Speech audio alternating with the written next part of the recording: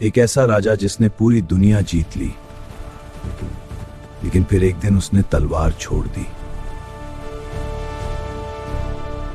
क्या हुआ था ऐसा जिसने एक क्रूर विजेता को?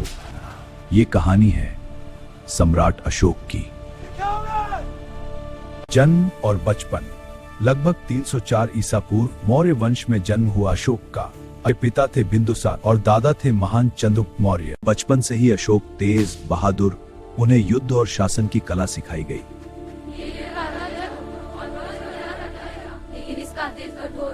सत्ता की लड़ाई। जब बिंदुसार की मृत्यु हुई तब राजगद्दी के लिए संघर्ष शुरू हुआ। अशोक ने अपने कई भाइयों को हराकर सिंहासन हासिल किया और बने मौर्य साम्राज्य के सम्राट। लेकिन इस जीत के पीछे बहुत खून बहा था। अशोक का एक ही सपना था, पूरे भारत पर राज करना। उन्होंने एक एक करके कई राज्यों को जीत लिया, लेकिन एक राज्य बचा। कलिंग मजबूत था और आजाद रहना चाहता था। सन 261 ईसा पूर्व इतिहास का सबसे भयानक युद्ध।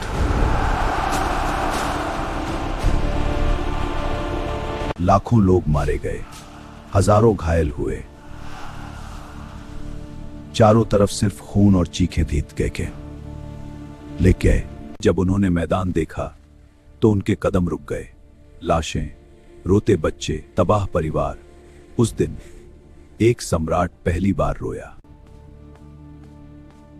क्या यही जीत है? क्या मैं सच में महान हूं या एक हत्यारा? उस दिन उन्होंने फैसला लिया, अब और नहीं।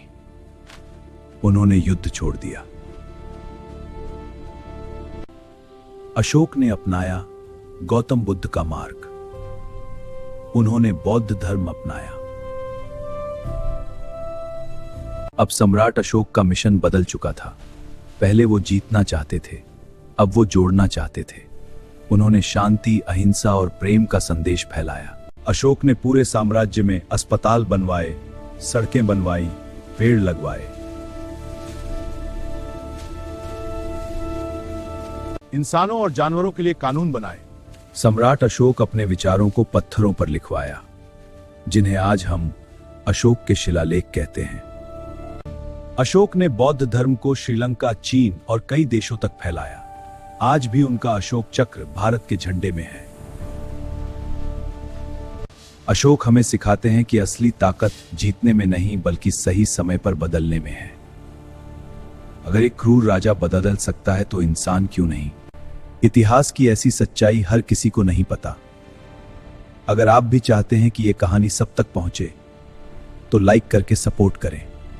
एक लाइक और एक सब्सक्राइब हमारे लिए बहुत मायने रखता है।